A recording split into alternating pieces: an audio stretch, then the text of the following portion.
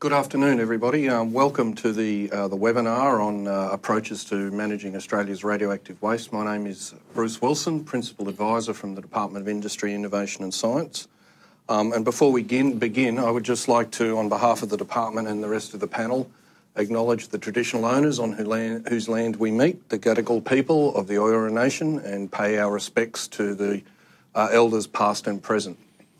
Thank you for logging in. I won't keep you very long with the introductions, except to say this is a webinar that's come about at the request of quite a number of people in the two communities currently considering National Radioactive Waste Management Forum and actually a number of the panel members here today.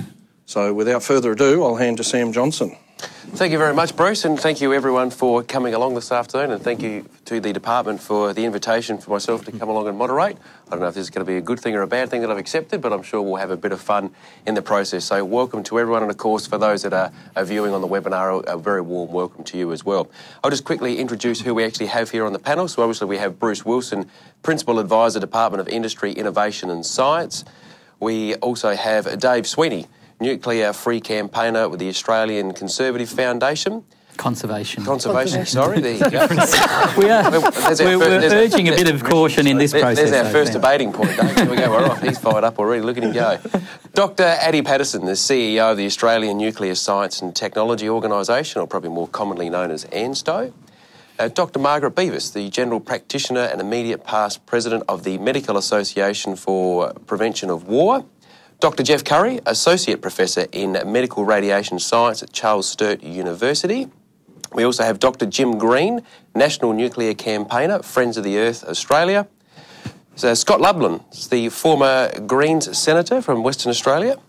And Dr Ben Hurd, a founder from A Bright New World, an Adjunct Global Ecology Lab at Flinders University. So again, welcome to our panel members, and thank you for making your time available to roll the sleeves up and join the conversation here this afternoon. I will very quickly, before we kick off into the fun stuff, just run through some rules of engagement for a better word, so we're all quite clear on process and how we should go. There will be 6 themed topics, 6 major areas where we'll obviously start the debate off. There will be a speaker from each group that'll introduce for that group, both the for and against per se. And I do have a list of those, so I will introduce you as we go through. There will be an allocation of time, so once you're called, if you're introducing that theme, it'll be a maximum of 4 minutes. You don't have to speak for 4 minutes, but up to 4 minutes preferably. If we can stick on time would be great. That's for both groups representing, and then after that we'll open it up to the general panel for questions, and we'll try and keep our questions and answers to around about that 3-minute mark thereafter. Try and keep the relevant to that particular question as well, so I appreciate there'll be a bit of excitement, which is great, a bit of passion, but let's try and stick to that theme so we don't wander off too much, and we can make sure we cover all of the topics and any other relevant questions that we get thereafter. Please keep it factual and stick on script and to the topic. We're all professional, educated adults here. Keep it respectful. Let's not get emotive or personal at each other. If that does occur at any stage, which I don't think it will, but if it does, I have no hesitation in moving on to the next theme or the next topic. This webinar is being recorded, obviously, and people are viewing it, and the department will make this webinar available on its website as soon as practical thereafter. So with that, let's get into the fun, let's get into the excitement. Our very first theme, the need for national facility, Australia's legacy and future waste streams. Geoff. Thanks for that. So I get the honour of leading off with the discussion. I'm sure it'll actually spur some further debate. But I guess that the first part of the question is to decide whether, what's going on with the waste and both in the past and the future. So, we've got 60 years of legacy waste. It's really important to consider that at the moment there's 60 years of legacy waste, mostly associated with ANSTO and CSIRO, and then we have a whole raft of waste that will come in the future associated with the ongoing application of ANSTO nuclear medicine services. So the key point is that it's international best practice, and we hear a lot of people asking for us to stick to international best practice in almost everything we do, including in radioactive waste management. And so international best practice would suggest that you don't store waste where it's produced. And that's true of chemicals, it's true of just about every industry. You don't store the leftover waste for the production of milk or petroleum or food where you actually produce it. And it's the same for radiation. It doesn't make any sense, it's not international best practice to store or dispose of it where it's actually produced. So we have that 60 years of legacy waste, and that's associated with the saving of millions of lives in Australia. associated with nuclear medicine procedures. So, but we need to think about moving forward. It's not just the legacy waste. We need to think about the role of ANSTO and the production of nuclear medicines moving forward for both diagnostic and therapeutic purposes. I mean, there's a few options around that have been sort of bandied around in the media and other forums, and that includes the use of alternative production processes. And it's difficult to have the discussion without talking about the viability of those. It's really important to realise that the feasibility of cyclotron production is, there's 2 sites in Canada that have been toying with it. The Canadians have actually moved away from that now, largely because the production processes have failed to reach commercial standards or commercial viability. And the Canadians have moved back to a process of producing these medicines in a nuclear power reactor. So here in Australia, we're very fortunate to have Opal as a medical reactor rather than relying on some tack onto a power reactor. So cyclotrons are not going to provide the solution. The best option moving forward was the SHINE solution that's been in the media recently, which actually looks at an alternative process for production of nuclear medicine. It still involves fission. It's still a ways away from commercial application, probably 20 or 30 years. But in the future is that if we do have an alternative, it's most likely going to be the production of different source of neutrons, but you still have fission associated with targets. So we'll still have a waste problem. I'm just myself, but I can hear you, so I'm quite okay with that. I don't really need to see anyone. To deal with that, I was just getting some interference there. Sorry about that. And so the last point is that it's actually a requirement from International Atomic Energy Agency and our ARPANSA themselves, and I'm sure that will just get discussed across the webinar. But as a person who considers himself, for planet and people, it's really important for me to realise that I'm just not out to save the planet, but I'm also keen to save the people that are on it. And we need to consider that without the Opal reactor, one of the key things is we'll actually end up with increased enrichment of uranium and increased waste on a global scale. So for us, by doing our bit here in Australia, through the Opal reactor, it actually provides much better sustainability on a global scale. So that's sort of my introduction, and I'm sure that there'll be some discussion points that come from that. Beautiful. Thanks, Geoff. Timed almost perfectly. Margaret. Okay, thanks. Look, we're all here because we want responsible management of radioactive waste. With existing waste, a lot has been said about waste being at multiple sites, and combining this is a good idea, but it's not urgent. Less than 1% of the total waste is from industry, hospitals and universities. And there will continue to be multiple sites managing nuclear material, even if there is a facility, because clinics and hospitals using nuclear medicine need to look after nuclear waste. That said, the short decay period from nuclear medicine means that almost all their waste goes into the normal waste stream after a few months, and they won't be using the National Waste Facility. It's very clear that in Australia, nuclear medicine will continue regardless of when the site is found. For low-level waste, the facility building proposed here looks to be in line with international best practice. However, the process of site selection has been clearly pretty deeply flawed, divisive and pretty damaging for the communities involved. For the intermediate level waste, ARPANSA has recently and repeatedly confirmed that there's no urgency to move the intermediate level waste from Lucas Heights. And I would add that just to say to Geoff that the majority of nuclear waste internationally is in fact stored right beside the reactors in pools where it cools for about 10 to 30 years. And then it's usually stored beside the reactor in dry cask storage. So internationally, that's usually what happens. We need to take time to gather and consolidate the evidence. So that's existing waste. For future waste, throughout this process, we've been calling for an inquiry into management and production of nuclear waste. We need to do this properly. The main issue for both existing and future waste is the intermediate level waste. This is the highly radioactive waste that lasts for up to 10,000 years. And the intermediate level waste is the elephant in the room in this whole process. As a practicing GP, I use nuclear medicine whenever it's indicated. And Australia's done some terrific work using isotopes for research. However, most countries import their nuclear medicine from the 6 main reactors globally. And this includes lutetium and other isotopes. And it also includes the US and the UK. There's been a recent shortage of nuclear medicine when both Australia and South Africa's reactors have been down. And this illustrates the problem with having a few very big sources for nuclear medicine at the moment. all our eggs are in one basket because reactors are making this stuff. Here in Australia, ANSTO is underway expanding production of nuclear medicine isotopes, one called technetium, by about 25 times what has usually been made. This whole process will actually leave Australia with a massively increased amount of this intermediate level waste. Whilst this is happening, other countries are moving to non-reactor-based systems, which are much cleaner. So we would put forward that instead of massively increasing waste, in the future, we should copy Canada, US and the UK and phase in the much cleaner cyclotron technology, which is, in fact, cyclotrons are the fastest growing area of nuclear medicine. For technetium, Canada's process has in fact been commercially licensed and has undergone patient trials. In 2016, it was commercially licensed. The main hold-up now is a fight between federal and state or provincial governments, as we're all familiar with happens here. The UK Parliament last year reported they were also phasing in much cleaner cyclotron technology and plan to use it in patients in 2019. And as Geoff mentioned, the US has a couple of companies.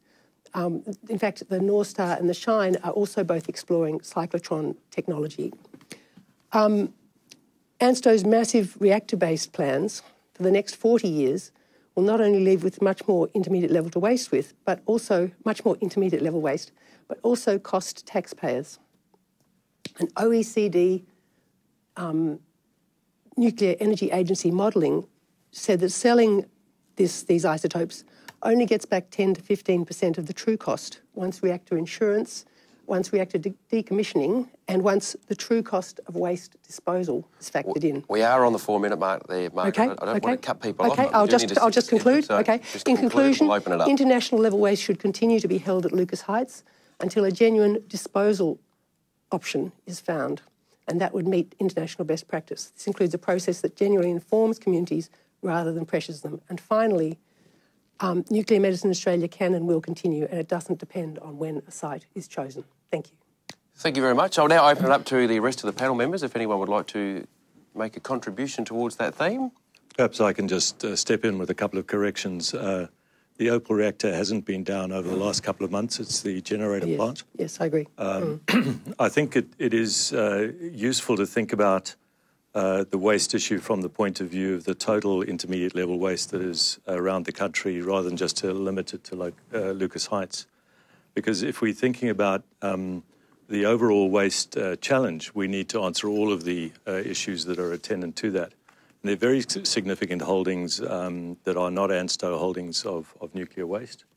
And I'm sure that the public would want to be reassured that there's a pathway for the appropriate storage of intermediate level waste and its disposal. In fact, I think it's absolutely correct to say that we should work actively and continually on that final disposal process, because it's really important to assure people that this is not just a long-term storage issue, but it's actually an issue which can be solved with a final disposal. That comes back to the point of cask storage of nuclear power fuel in many countries. That's only true in countries that don't have a disposal pathway, and they're waiting for their waste facilities to be built. So I think you inadvertently made the point by indicating that it's only there because they don't have that disposal pathway. Scott. Can I just maybe put a question to either or both of the doctors who've just spoken? Because I think maybe there is some confusion in the communities, and it's as good a place as any to tease it out, about the different categories of waste and whether we're talking about interim storage on a pad or in a shed or in a dedicated facility somewhere, or disposal. And you kind of both addressed it a little bit obliquely, but I feel like let's just get that absolutely on the table. There's a couple of very different kinds of waste that we're dealing with the shorter half-lives and with the much longer half-lives. And my understanding is one of the reasons there's a proposal to potentially ship the long-lived intermediate level waste to either of these South Australian sites is that there is, as yet, no disposal pathway. Yep. This is intended for an interim storage for a few decades until ... So I just want to put that to either or both of you. Was that with Geoff? Yeah, I think that's a really important point because, and just recently this week out in the communities is that ARPANSA has made that perfectly clear that when we're actually looking at a disposal solution for low-level waste, which everyone seems fairly comfortable with, and then this intermediate storage or this interim storage of an intermediate level waste is ARPANZ has made it very clear that they would not licence that facility unless there was an obvious pathway for a disposal solution for the intermediate level waste. So they're actually two different processes, and there is this concern that perhaps is that once this intermediate level waste gets into the repository that it will stay there forever, but ARPANZ has made that perfectly clear that they would not actually provide a licence for the storage of intermediate level waste or the movement of it unless there was actually a plan in place moving forward for its actually ultimate disposal. Margaret? I think it's really important to be clear that the low-level waste facility, the building looks like it meets world's best practice, but that storing the intermediate level waste does not, and that ARPANZ has said on a number of occasions that there's no urgency to take this away from ANSTO. Dr. Paterson said that there are other significant sites of legacy waste. Well, the majority of the ones that are outside of ANSTO are with either CSIRO or Defence. Again, there's not an established urgency for this to move. So I think what we need to do is to do this properly. A disposal site is what is really needed, and ANSTO is very well equipped to look after this intermediate level waste, which is sort of the high-risk material in this argument. Thank you. Bruce? So thanks for that. Look, speaking on behalf of the department, the policy case for moving the waste and relocating into a national store is really clear. We want a purpose-built, state-of-the-art facility where the waste is being conditioned. It's completely safe in the form that it's in and in the buildings that it's in. We know how much we've got and we know where we've got it. The reason for moving it is not a regulatory urgency issue, really. The reason for moving it is quite simple. For moving ANSTO's waste, its facilities will start to become full in the middle of the next decade. So we either have to build more, which takes up room in the ANSTO campus, or we can relocate it and condition it and put it into an incredibly safe form. We also have to move the waste out of Woomera. That has to move, and that has to move sometime over the next decade. So the idea that you could just leave it where it is doesn't hold water. It has to move. The reason we're doing this now, it takes time to plan those sorts of things. It takes a decade. You have to build the facility, you have to plan the movements, you have to condition the waste. That means we start planning and working now. We've been doing this for over 40 years, trying to find a site. The whole idea that we should just stop, and I think you said, Margaret, gather and consolidate the evidence. I don't know what more evidence that what it is that would be consolidating and gathering. The science is very clear. The safety regimes, everything has been very clearly established. It's really now a matter of finding a site and finding a community that wants to hold the waste.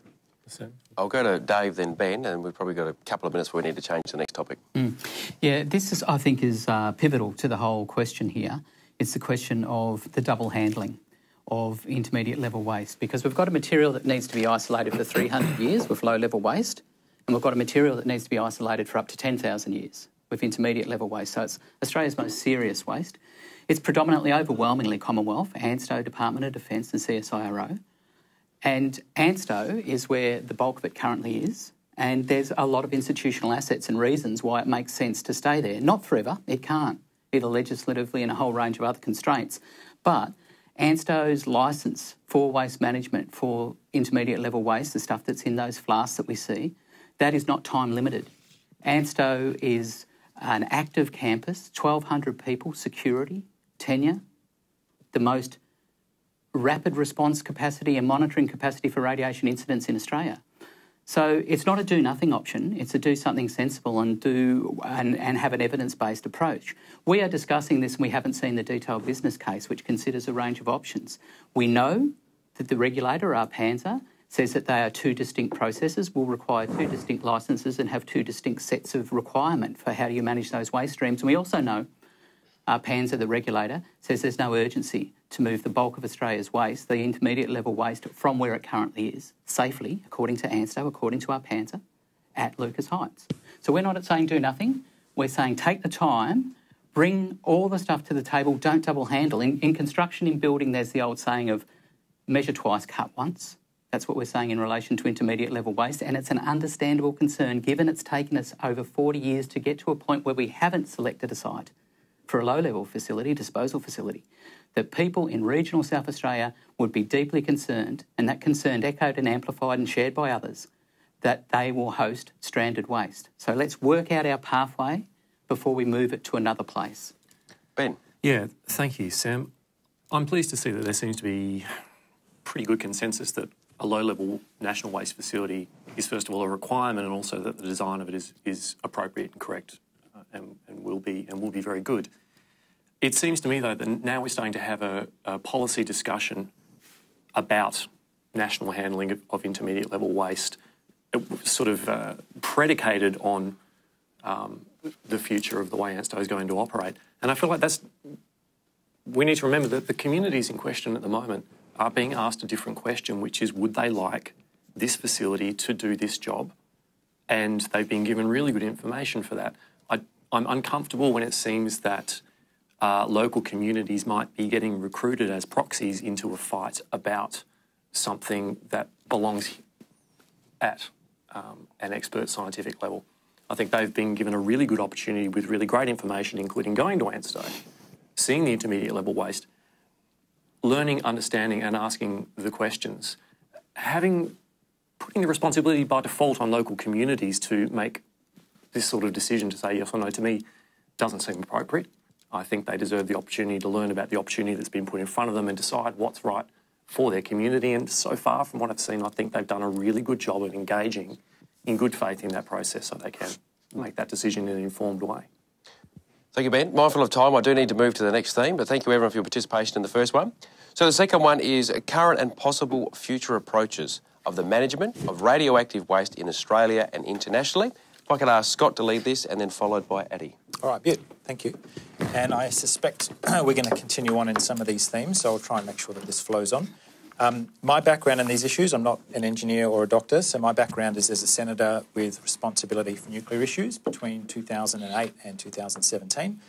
I had day-to-day contact with the Northern Territory dump proposals, which started around 2005, named Muckaty Station as a site in 2006, until it was defeated in 2014. I also, subsequent to that, from late 2014 onward, had a reasonable working relationship with Minister McFarlane, who took on responsibility for these issues, and then Minister Frydenberg, as they were putting this present process that we're engaged in together. So I guess by now you've probably heard or hopefully recognised there's some points of unity around the table, which I can try and summarise. If I get it wrong, I suspect we'll hear about that.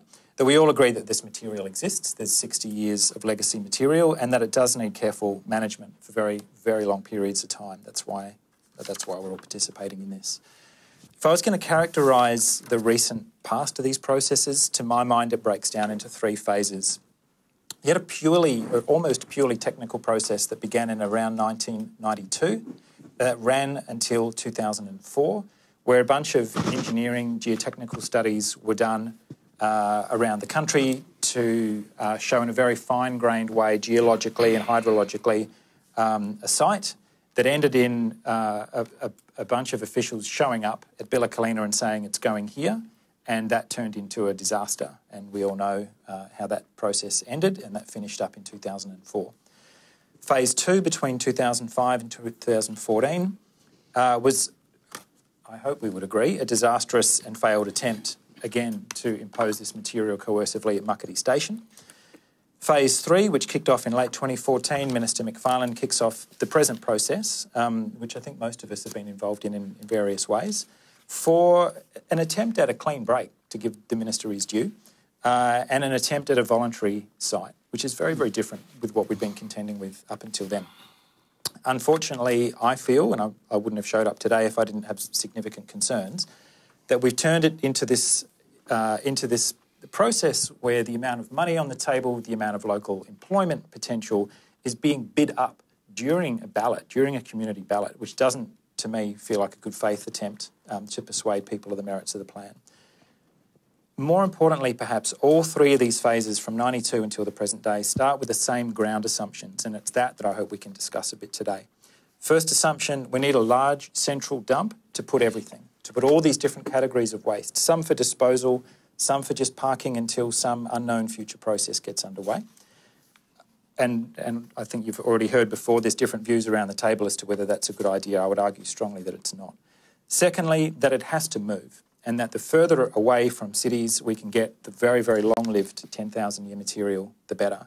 Again, I feel as though that's contestable, and we will hear arguments today from ANSTO, from the department, perhaps from others, that this material is perfectly safe, in which case, why the push to get it as far from cities as we physically can?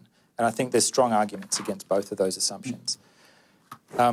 I think, maybe to pick up some of the threads that we've already sort of been testing a little bit this morning, there's a strong case for leaving the reprocessing wastes where they are.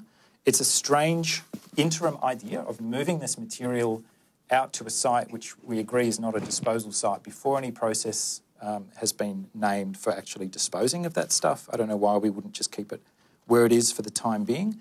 It's extremely dangerous and it's high activity, but it's relatively low volume relative to the low-level materials.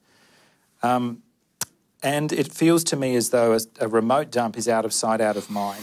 We've seen here and elsewhere around the world that is a political solution, not a management solution. Being on 4 minutes, I'll get you just to summarise your last point. My final question, which is something that that Dave mentioned before, and maybe Bruce can enlighten us with this. Back in either late 15 or 2016, when I was still in the Senate, the government had engaged in commissioning a business case from KPMG that canvassed a range of options. One of the options was we'll leave the high-level or the long-lived intermediate-level material where it is in its flasks at ANSTO, and we'll disaggregate both the discussion and the waste material itself. The low level we will discuss and manage separately to the long-lived intermediate level. I feel as though that material should be in the public domain, not just for us sitting here in Sydney, but particularly for Aboriginal communities and folk in Kimber and at both sites to have all that information on the table. So be interested to know what's happened to that. Thank you, Scott. I'll get Addy to do his 4 minutes and then I'll perhaps get Bruce to respond to some of those points. Thank you very much. I think what is important about the current process is that it is, as Scott has indicated, a consultative process that is involving people. That is a great positive in my view. I've been involved in some of those consultations and I've been impressed with the uptake of knowledge in the community. Just looking at recent articles published today, it's clear that, that the communities are ready for the votes. They've indicated that they're happy with the information that they've received.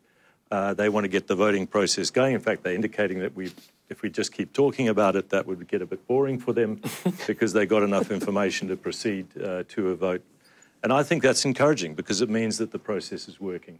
And whatever edge effects there might be in some of our discussions, these are really interesting communities who have their own interests at heart. That vote will tell us how they believe those interests need to fall.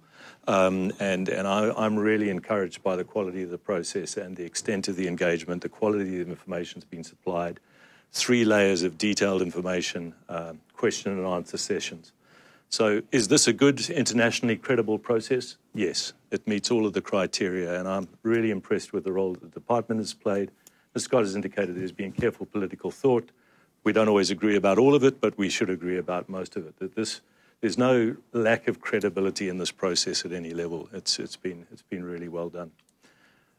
In terms of what we should do in future in relation to these processes, I agree with Carl Magnus Larsson, the regulator, that it would be appropriate for us to have a plan for the final disposal for intermediate level waste and that the research to support that should be ongoing. In fact, we're already doing research to support that by developing the Synrock process. We've been doing that for a number of years. That is being designed as a waste form that potentially could go directly to disposal. And that would be a massive step forward if you could have a transport cask that was also a disposal cask for intermediate level waste. That would be a world first. And that's the spirit in which we approach this thing, is not to wait for people to tell us that we need a solution, but to be actively working on it. So the engineering work going on at ANSTO at the moment is absolutely world class. It's also important to note that the TN81 cask that is at ANSTO does not hold long-lived intermediate level waste. We negotiated with our counterparts in France to give us the 300-year waste. So I think it's wrong to call it long-lived waste.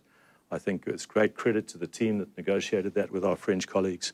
And so certainly if you're talking about the TN81 container, that is short-lived waste. And we should just make sure that people understand that whether it's long or short, the solutions are fairly similar.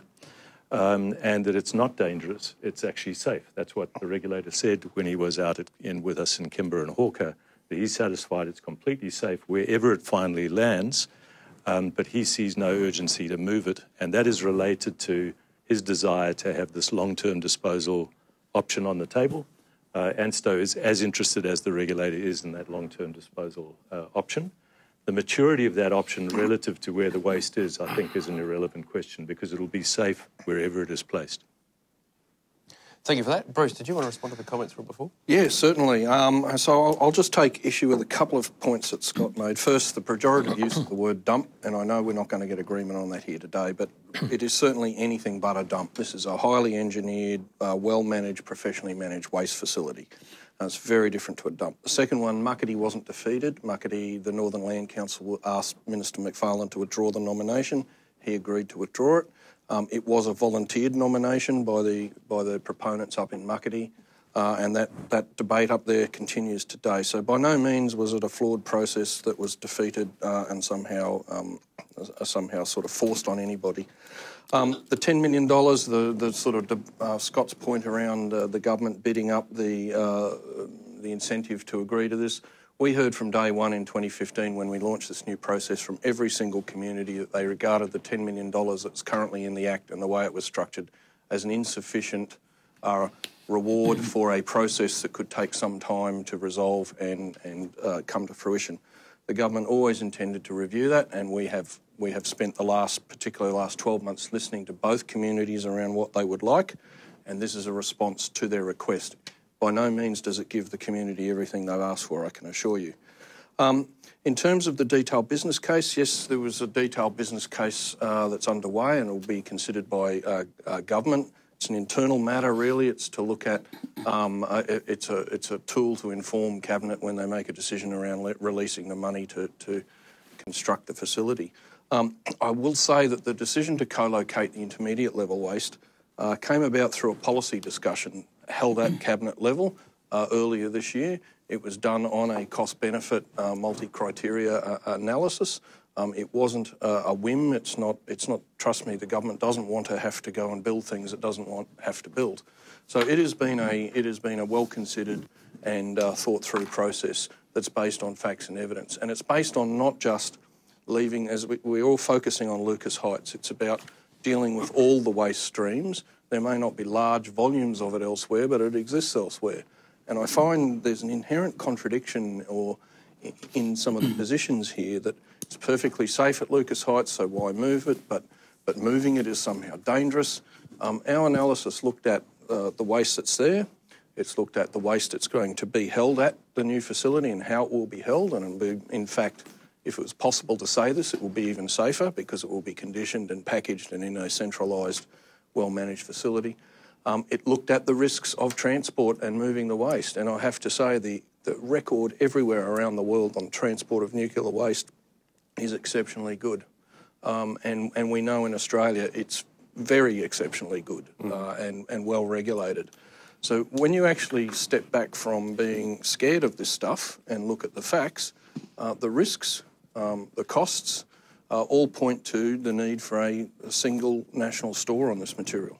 I can also say we very deliberately have put in place new architecture that will start the pathway down to identifying a disposal solution for intermediate level waste. And that was also part of this discussion at the Cabinet level earlier this year. Thank you, Bruce. Margaret, and then Ben. I just wanted to say with the process that the information about nuclear medicine throughout this process has been overblown and including recurring presentations. I can go into details, but it would take too long. It's really only the most recent fact sheet that actually approaches the issue in a more reasonable way. And I just want to say again that it's very clear to the people in Kimber and Hawker and Corn that Nuclear Medicine Australia will continue regardless of the timing of this location of the waste. Ben? Yeah, I just want to pick up and reinforce on what Bruce said about the use of the word dump. And you said we might not get agreement here. Well, I think we could, because Margaret has looked at the facility design and she described it in her first opening as a world's best practice facility. It can't be both. When we use the word dump, which is obviously trying to send some sort of signal out there, and I called you up on this on the radio this morning. It's a dump, Ben. It's a dump. Well, which is it? I mean, speak to Margaret. Is it a world's best practice facility? It's just. I'm being polite. I mean, you can argue that a landfill is also well managed. It's okay, a dump. but you can see what's happening here. You're not disagreeing with me. You're disagreeing with Dr. Margaret Beavis. No, I'm disagreeing with it as you. a world's best practice facility. And when we use that word dump, what are we saying about the very many people in both of these communities who actively want this opportunity? Are we really saying that those people have decided that they want to dump on their own land, in their own communities? It's an unfair thing to say about all of those people who have participated in good faith in this process. It is time to move on and be more honest with our language. Interesting point. Thank you, Ben. I've noticed that, Dr. Jim, you haven't had any questions at this point in time. Not to say that you have to have one. You're obviously joining us via video link. Do you have any questions or comments you'd like to make at this stage? Just in passing, I was disappointed to hear Bruce Wilson defend the muckety process, because the minister at the time, Ian Macfarlane, he described that process as a disaster. And I raised that point because one of the many problems we're dealing with is that successive governments simply don't learn from past mistakes. We see these same problems arising time and time again, and I haven't learned anything from what he does. But I really want to comment on transport. ANSTO itself acknowledged that there are one or two incidents every year involving the transport of nuclear materials to and from Lucas. The Howler government assessed the risk of a transport accident moving the existing stockpile from various locations around the country to a centralised repository in South Australia, and the Howler government concluded that there was a 23% risk of one accident moving the backlog. Overseas, we see all sorts of accidents, train derailments, accidents involving spent fuel, accidents involving people being exposed to radiation, and they're frequent. I'm going to give a couple of factoids about the UK and France, obviously acknowledging that they're not terribly comparable to the vast scale, but in the UK, there are 19 incidents every year involving the transport of nuclear fuels, including 4 incidents every year, involving spent nuclear fuel flasks. And in France, there are 100 incidents every year involving the transport of nuclear materials. So there are certainly issues around transport, and it was disappointing to hear a previous gloss over those problems. Thank you, Jim. Appreciate that. We've got 2 minutes left, so perhaps Dave in 1 minute and Geoff in 1 minute, then we'll go on to topic number 3. Thanks very much, Sam. I think it's really important in a formal setting just to acknowledge that what Jim said. Minister Macfarlane, I'm not a paid-up member of Friends of the Earth, the last time I saw Minister Macfarlane describe muckety as a disaster. It was the result of sustained and successful Aboriginal resistance on the ground, and I think that's an important thing to acknowledge and to learn from. Why is the Northern Land Council suing itself, Dave? It's interesting that speaking about the dump thing, there is a dump in the sense of no intention to retrieve, so that could be legitimately called a dump. There's also a store above ground to be managed. But anyway, if we're talking about language, Bruce, it's unfortunate, I think, that you use the language of people are scared, or if they only had facts, because I think that's one of the things that underpins the deficiencies or the problems and the constraints in the engagement process the department's done here. And my final point, I suppose, would be, Ben, you've spoken a lot about the right of the community, and that's important. It's pivotal, but this is a national radioactive waste facility. It's not a Telstra tower. It's a national radioactive waste facility. ANSTO talk a lot, and the department talks a lot about all the Australians that benefit from the material. So all Australians have a responsibility and an input into discussing how do we deal with the material. This is not just solely the responsibility or the right of less than 2,000 people in regional South Australia. We need to step up to the plate, all Australians, and deal responsibly with our radioactive waste. So Thank you, Dave. Geoff, very quickly, and then we'll move on to number 3. Yeah, but just wanted to quickly pull Margaret up on a couple of points, because nuclear medicine is sort of either, is being used as a bit of a tool in this as well, and that it's really important to recognise that the nuclear medicine waste that we're talking about is not the waste that's produced in the hospitals or clinics that Margaret has said is stored locally or disposed of locally. It's talking about the production process. That's the waste that we're talking about for low level as well as intermediate level waste. And it's really important that the community understand that. And the other thing is I'm actually really surprised that the MAPW would be keen to support an import model, because an import model will actually increase the use of high-enriched uranium globally and would also increase the actual waste footprint of radiation globally. So from an Australian perspective, an import model might actually work quite nicely from our national footprint and our national, waste, but globally you actually end up with more use of high-enriched uranium and more radioactive waste, and that surprises me from the MAPW. Thank you, Geoff. I do need to go to point 3 to make sure we stick to time, but if we stick to time, there'll be an opportunity at the end to clarify some points and come back for further questions. So, point number 3, Australia's current policy and regulatory framework, is it fit for purpose? Ben, lead the charge, and then I'll ask Jim to follow up thereafter. Look, I'm actually going to hand that one off to Bruce because I think he's much better placed for that one. You're happy to take that one, Bruce? Sure. So, look, I don't think I'll spend a lot of time on this because I think the discussion's actually better than the leading points. But what I will say is the government has spent quite some time looking at this over the last 12 to 24 months, in part prompted by people like Dave who have pointed out potential holes in the previous policy framework. And that's why we brought in the new policy framework earlier this year. And it is an attempt to, it's not an attempt, it actually does modernise Australia's regulatory and policy framework. We are going to establish a waste management function, and that waste management function will be responsible for coordination, strategy and oversight of the Commonwealth waste holdings rather than each individual agency just managing it on its own through PANSA. It is setting down, it will set down and lead the identification of a pathway for a disposal facility of the intermediate level waste. It will have oversight of the national inventory and getting that constantly redone so that it's accurate as any inventory is, and inventories are only a point-in-time estimate at best anyway.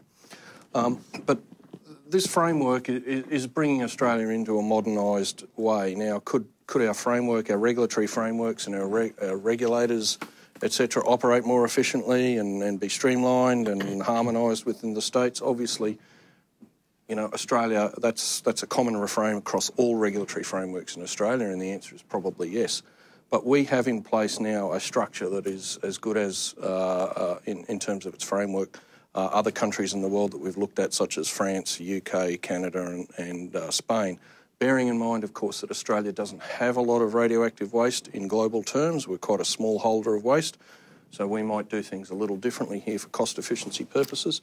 But I think we have a very strong independent national regulator, and ADI can testify to that. We have organisations who take their waste management roles very seriously, and ANSTO has a very good track record on radioactive waste management in particular. And we have now a policy framework across government that will start to do things in a more joined-up way. So I'll leave it there. Jim, did you want to make any comments around that before I open it up to the rest of the panel?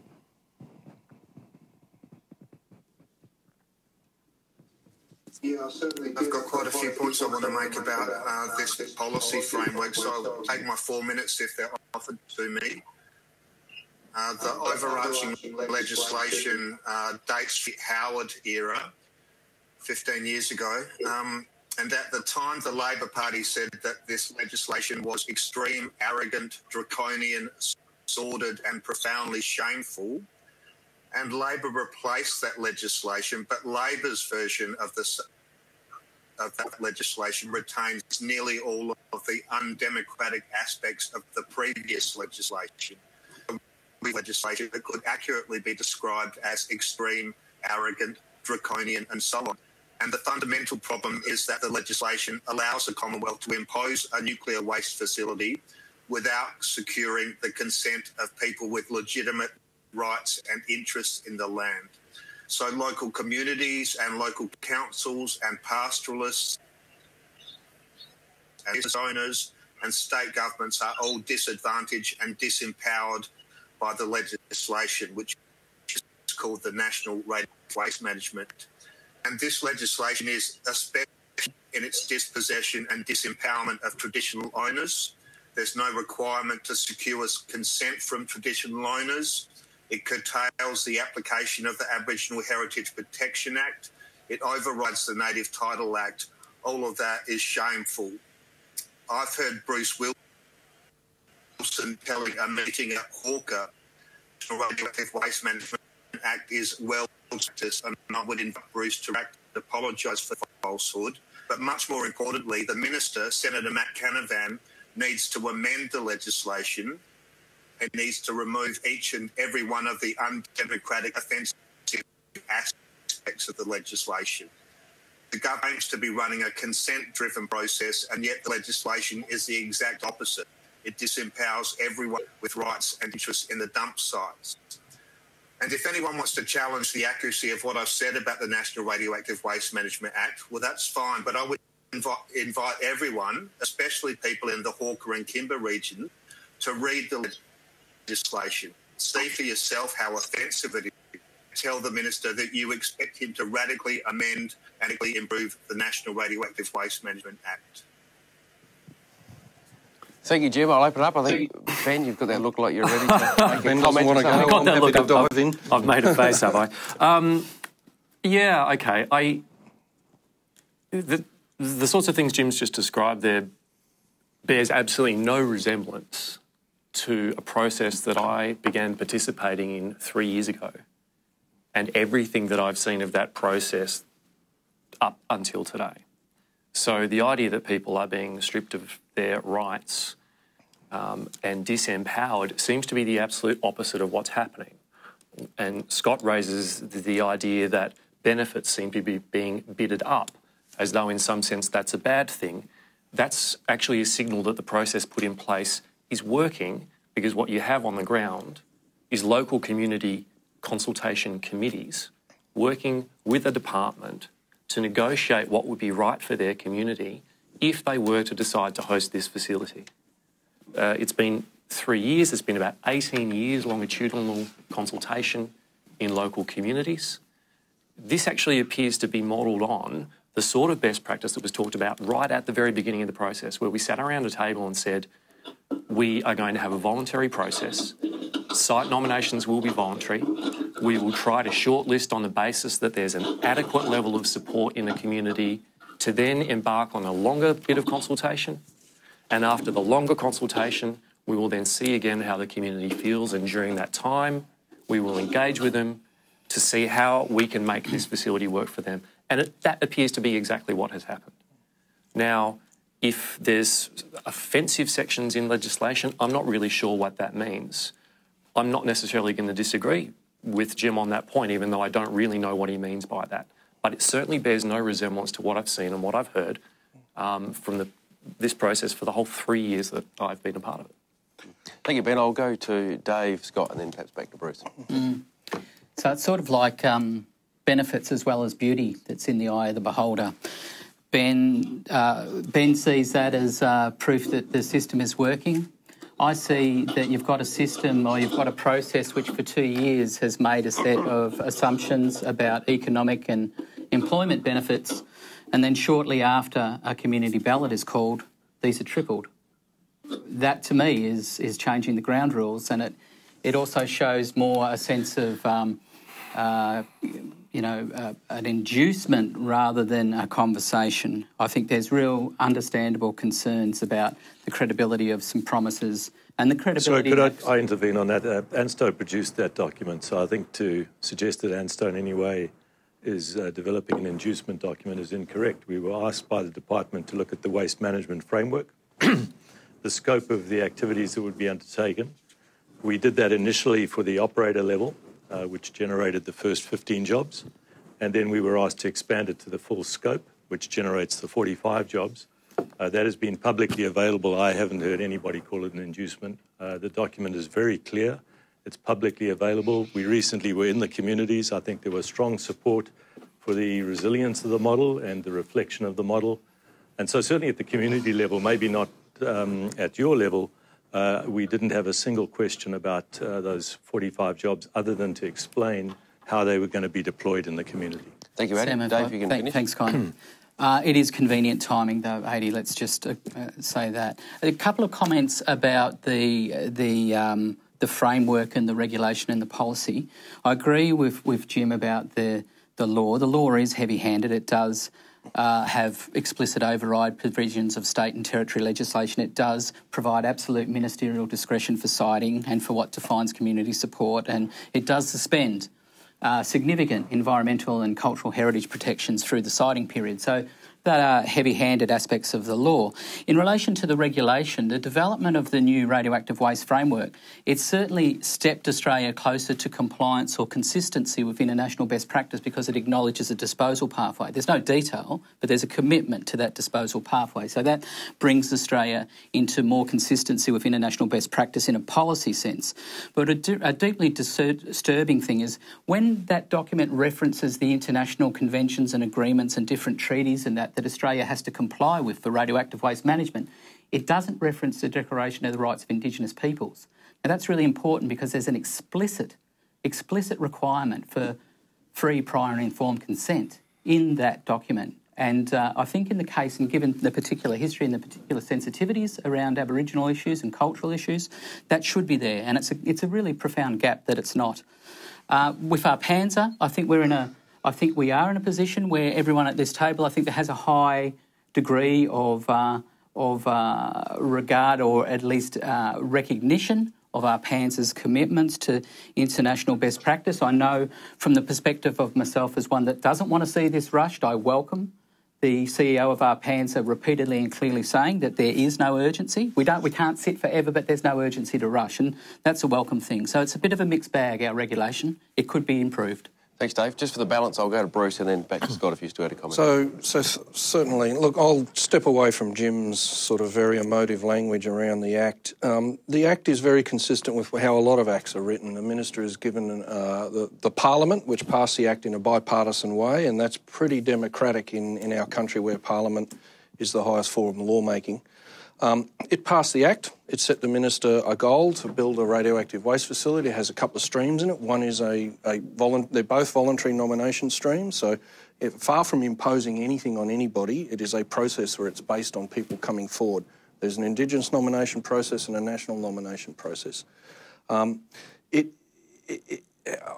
struggle to see why Jim's points around this being some sort of draconian system that overrides people's rights and interests when everything we've done in the last 3 years is based on community consultation and community consent.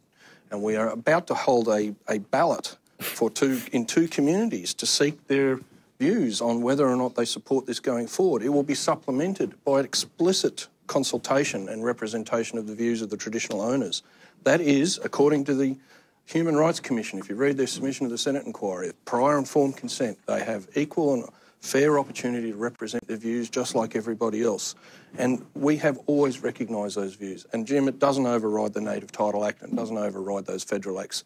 There is an override provision for the state acts, and that is so that the process of establishing a national facility to hold the waste that's generated from materials that are used nationally, including those states who at the time didn't want the waste, they still want to use the material, so the overriding principle is then they have a share of responsibility for managing that waste. That's why the override is there. We don't want to use the override. We want to work cooperatively and consistently, and we have tried to do so all along. We have provided all the information we can, and we have engaged with every single stakeholder in that community. Nobody's views have not been taken into account. Nobody is being overridden, and nothing is being imposed on anybody. The Minister has a decision-making power. It's extremely common in Acts of Parliament that when a Minister has a decision-making power, it is unfettered because he or she can't be directed in the exercise of that power, and that's an important legal principle. That's why it's in the Act that way. So I just do not accept any of those propositions. Sorry. Thank you, Bruce. Scott.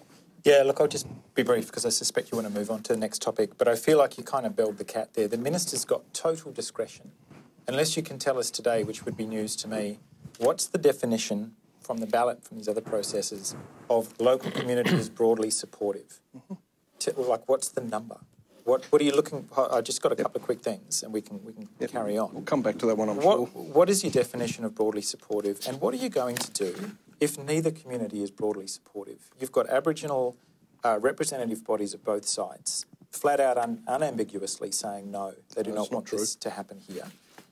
If you have both communities are not broadly supportive, by your definition, because that's not marked down in legislation anywhere, it would give me great comfort if you can confirm for us now that you're not just going to ramrod this thing through, that there is some latitude to spill this into next year or the year after if needs be, if you actually have the kind of opposition that I suspect you're going to see coming out of this process. Yes, Scott. Bruce, I think it's fair if you want to respond to any of those and give some clarity. Oh, so certainly. I mean, Dave and Margaret and others have sort of said, let's take our time. I mean, we're doing this for 40 years. We've been doing this for 3 years. I'm not sure what additional time would buy us or buy anybody. We've heard very clearly from the two communities concerned that they want to make a decision on this now. They've been in it. They've got the information. They've had enough debate. They want to make a decision.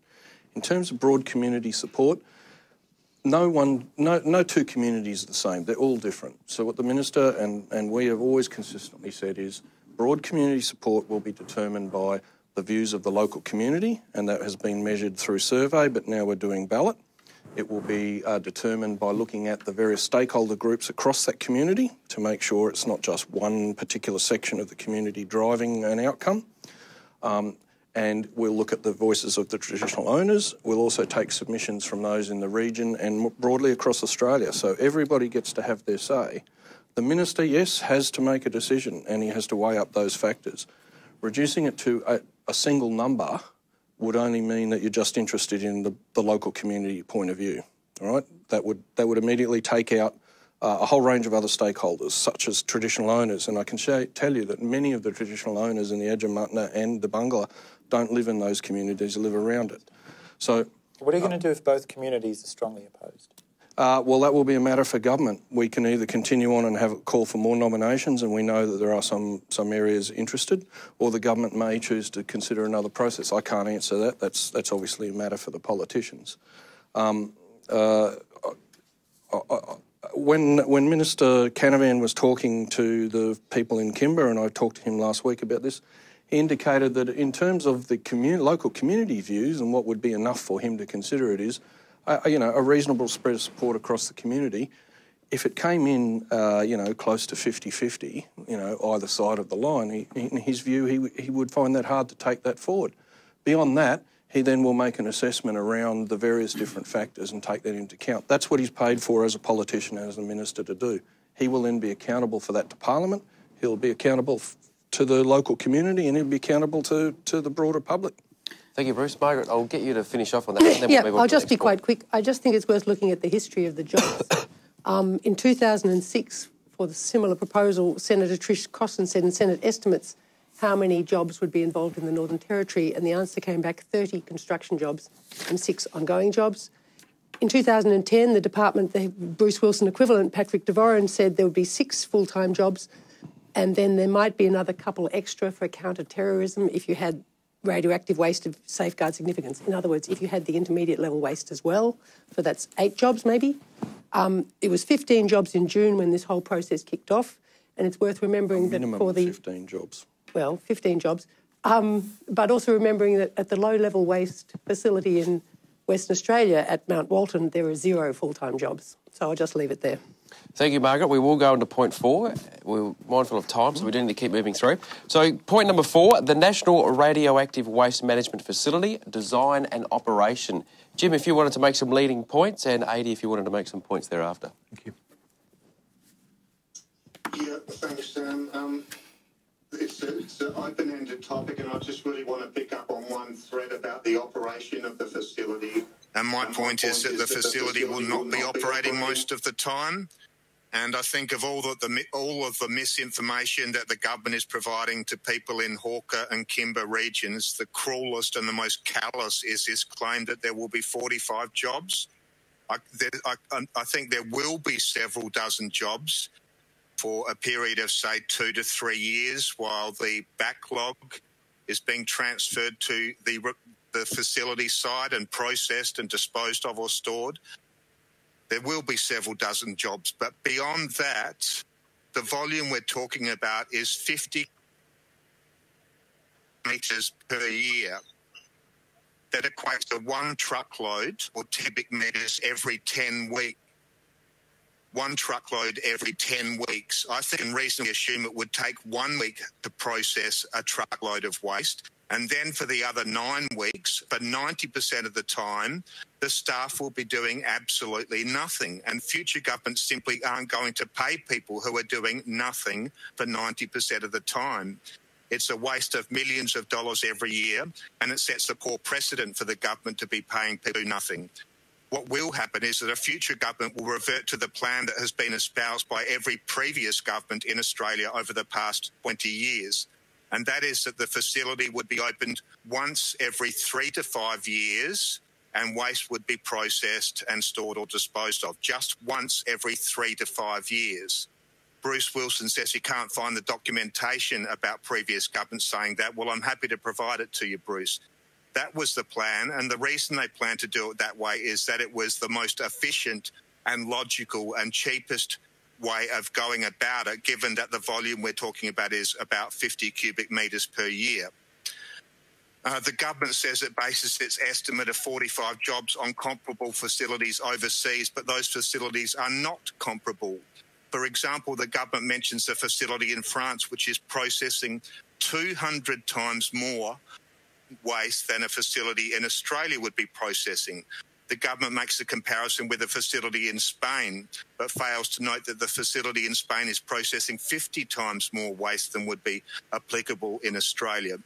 So the simple truth is that the facility will be closed almost all of the time. There will not be 45 full-time jobs. At most, there will be a handful of security jobs. Thank you, Jim. Adi, I'm sure you've got some points to make on that. Well, as an operator of interim storage and waste facilities, it simply isn't like that in terms of a campaign-based approach. Campaign-based approaches have been widely discredited around the world because they lead to exactly the sort of problems that people don't want to have with waste facilities, is that the facilities are not competently managed from a maintenance point of view all of the time. The associated activities like visitor centres required to be open all of the time. And what you in fact want to do is to stratify the different types of work that happen in these facilities against the transport requirements that you've estimated. I haven't seen a transport estimate for the site yet, but whatever those are, there will be obviously campaigns of transport, but then there will be campaigns of management, planning for final disposal, developing next generation engineering plans if we discover new knowledge about how to ensure that low-level waste is even more safe.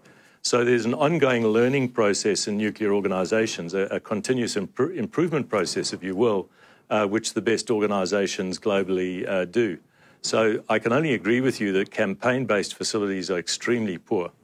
I do believe that the National Radioactive Waste Management Facility, as it is currently designed, is drawing on international practice and world's best practice very successfully.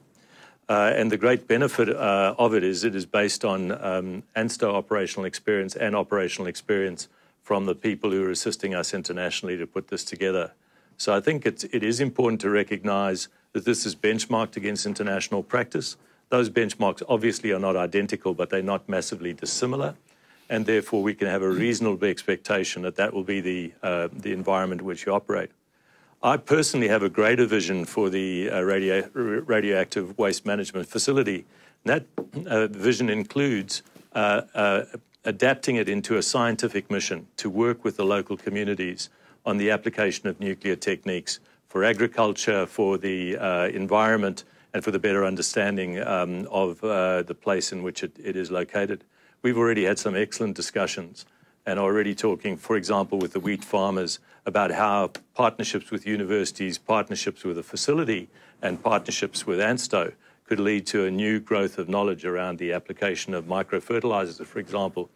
That is the type of relationship you would expect a federal facility to have with its local community. So I think that the assumption that this is some sort of concrete box in which waste is put away is not an appropriate model. This is a people-centric model. It's a community-centric model where you can build layers of meaning from the original and historic use of those waste forms and the benefits they created, all the way back to benefits in those communities that accumulate because of the science. So I see no reason that this facility won't take on additional mandates over time and become an iconic facility that is globally respected. Thank you. Scott, any comments? Yeah, just a couple of questions. Firstly, Dr. Paterson, I'm a bit alarmed to hear you speaking so negatively about campaign-based dump sites, because I believe that's what still occurs at the Mount Walton site in Western Australia. They back a truck up there every couple of years and then poke a bunch of stuff down the hole and then walk away. You understand Mount Walton, there's nothing like this facility. So just let me finish up, because if that is no longer world's best practice, I mean, we can take this conversation offline. That, as a Western Australian, that alarms me. The second thing is, I don't know whether you're being tongue-in-cheek or not. Did you say visitor centre, or did I mishear you? Are you posting this thing as a tourist attraction? Please tell me you're not. I am.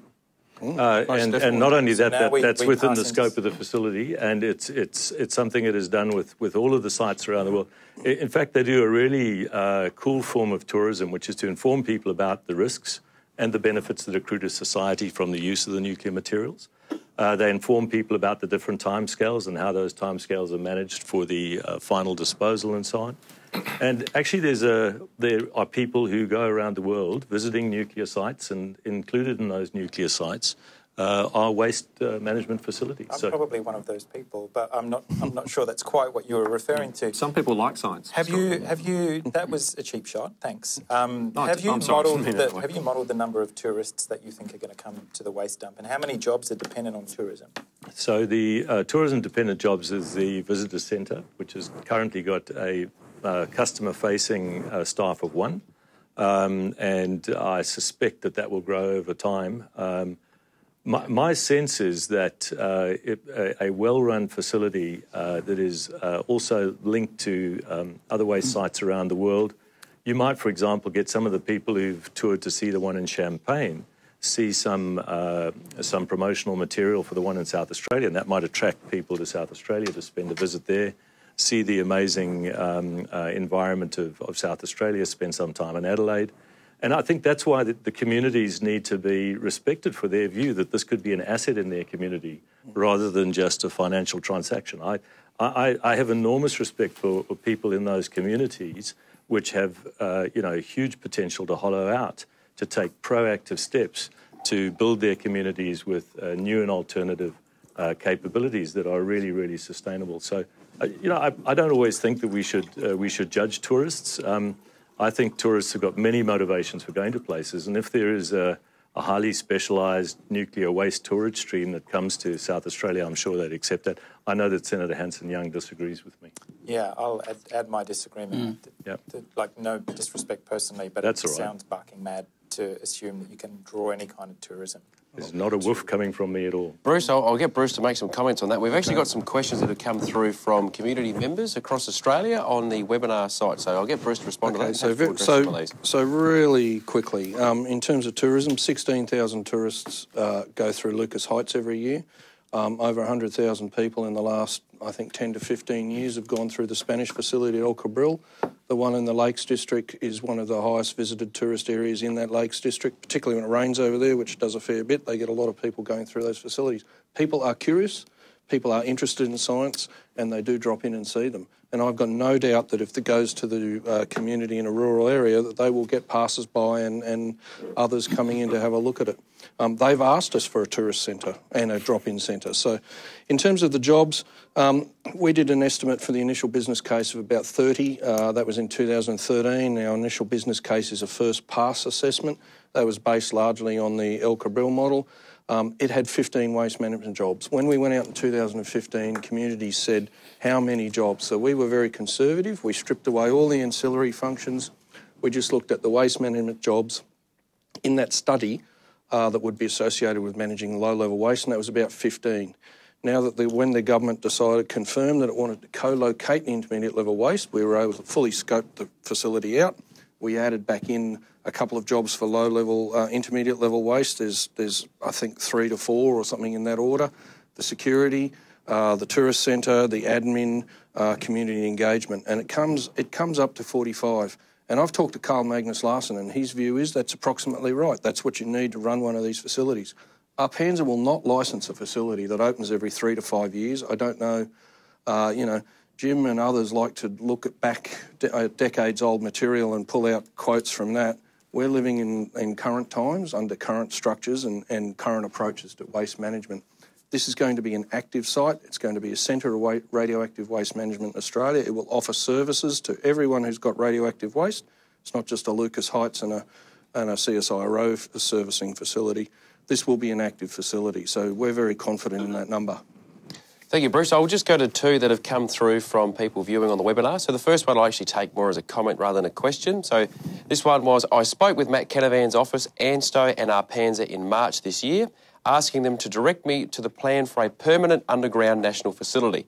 Neither department could provide this. The comments were, this is something that we'll address in the future. My concern is that South Australia will be a set and forget facility, and the site selection process appears to be a fixed match given the department refuses to acknowledge infinitely better options in Australia, away from farming, away from tourism, stable granite rock with no risk of earthquake and an existing mining infrastructure. So again, I don't think there's a real question in that, but I'll just take that as a broad comment. Thank you for that person who's viewing and providing some feedback. I will take this one as a question, however, and I'll open it up to anyone that wishes to respond. The community of Kimber and Hawker have only been given information from the federal government, ANSTO and Arpanza. At no time have these communities been given information on the negative impact of a nuclear waste facility. So how can these communities possibly respond with a balanced view when only one side of the story has been provided? Perhaps Bruce or Geoff, or I'm a bit mindful you've sort of been thrown under the light a bit here, Bruce, if somebody else wants to take that comment. Certainly. We've provided other views into this process. What we struggle to do is actually find any evidence of negative impacts. Now, we've had Dave come along with some other members here and we sponsored a tour through the two communities.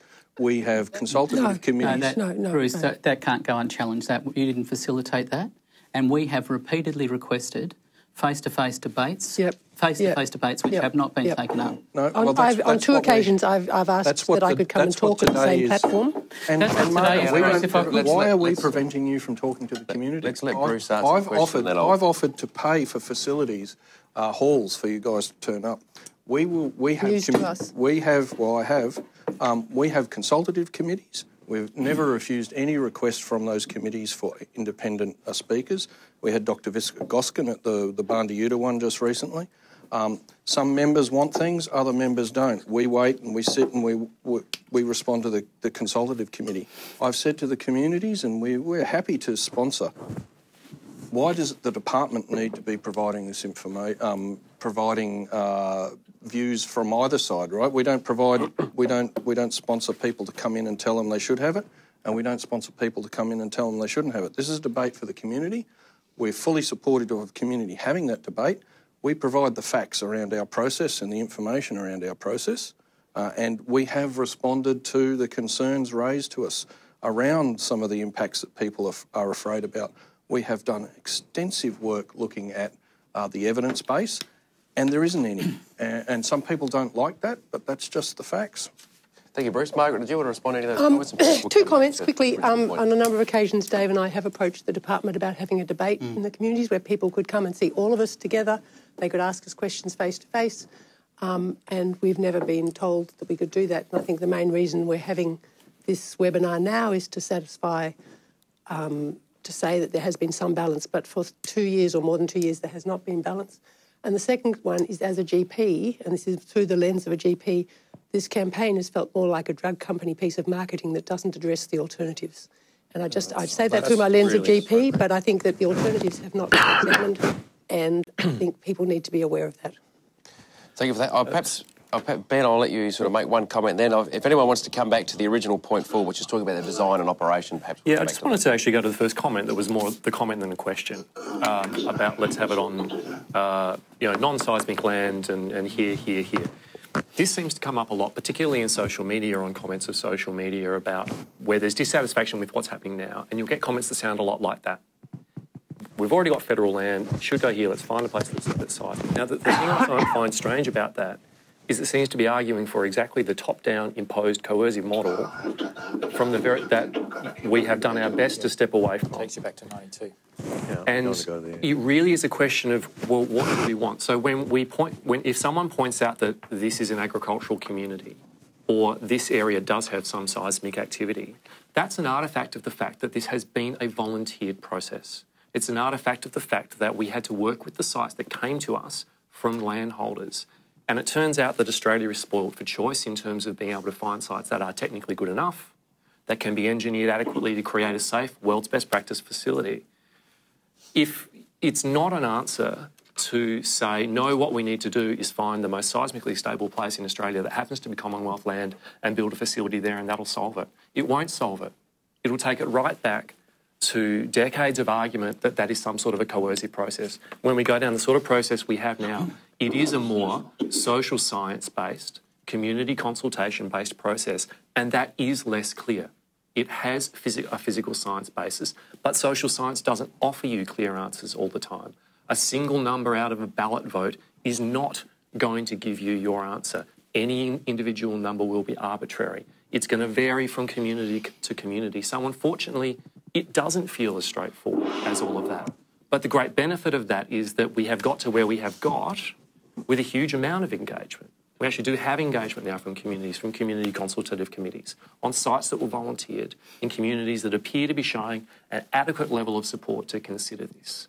It's unfortunate that that's less clear, but going back to a let's just find the most stable place in the world and force it there isn't an answer.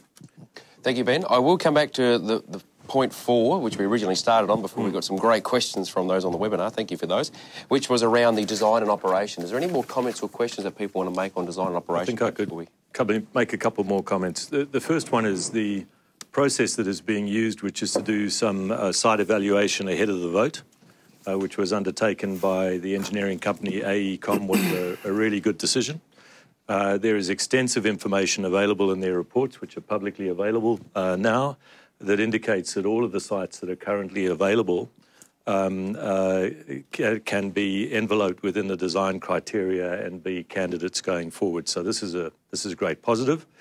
I think that the indication by the regulator as well that is a sound process, but not a sufficient process for the regulation of those sites, was also a helpful signal. We are at the beginning of a process, but the communities that have put forward these sites and the community engagement that has taken place now has actually engineering data and environmental data and other data that they can apply their minds to take the vote forward on a factual engineering basis. So I regard that as a very good feature of this discussion. I think the other important feature of that discussion is that it is the beginning of a journey, not the end of a journey. So there's no lock-in here. The regulatory process still has to run. It takes on its own momentum. So we're at a point now where there's sufficient information for a well-informed vote, and I don't think anybody could claim that they haven't got that information at this point. But what we still have is a series of processes which will be required to move this from a discussion about sites to a site to a regulated construction process leading to an ultimate operational licence. And that's what makes it a positive process. Yeah, we'll move on to theme number 5, just sticking with the time schedule. So number 5 is selecting sites for radioactive waste, current and alternative approaches. I have got you listed, Bruce, as the lead speaker on that one. If you feel you need a break, I'm happy if you want to deflect that to somebody else. But No. This is all part of the fun. This is actually extremely good debate, I think. The approach that we've got and we've put in place over the last, or since 2015, continues on from, as I said before, the Act, which establishes a voluntary approach to identifying sites. We've moved away from the government locating what it thinks to be either the most suitable or the site it thinks it can get away with, and putting a finger on the map and then having a punch out with the local community to see if we can get through all the resistance. So that approach is absolutely dead, and we don't want to go back that. But I keep hearing people suggesting that is the alternative approach, that what we should do is get a map of Australia out, put in some criteria into a computer, identify the best site, and then there it is.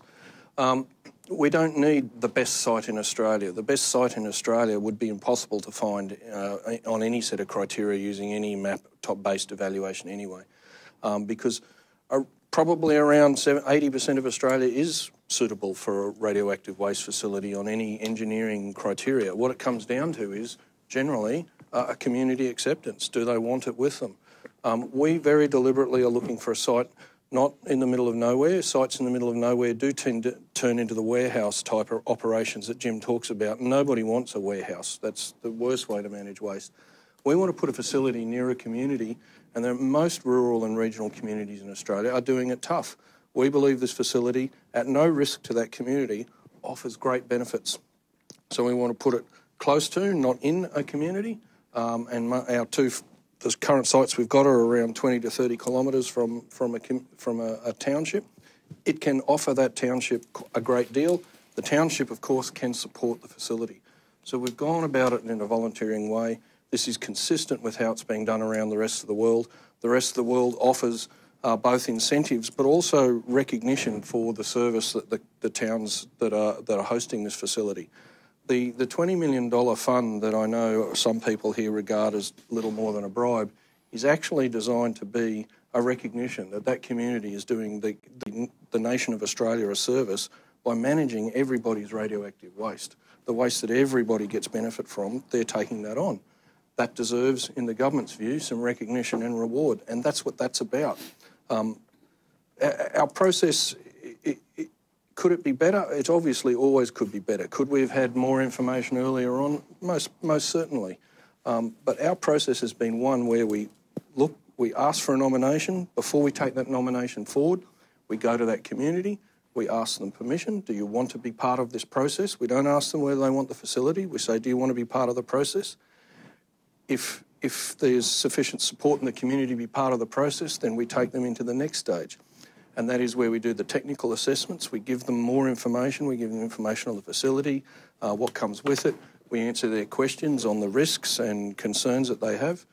We get them up to a level of understanding. And these communities out there have a level of understanding of radioactive waste in Australia that very few others, and I suspect even the ones around Lucas Heights might not have at this point. Once that information is there, we then ask them, do they want to host the facility? That answer will come back. The Minister will take that on account. He'll look at the technical factors. We'll make a decision based on a mix of both the social and the technical issues. But the commitment is not to host a facility where there isn't broad support in the community. It's not going to be imposed on an unwilling community. I don't know how more democratic it gets. In terms of alternative approaches, all I hear is, let's have a national debate. Let's just put it all off again for another few years. Let's have a big policy discussion. That's all fine and you can keep doing that, but until you actually bring it to a head and say where it's going to be, that debate has a level of unreality about it.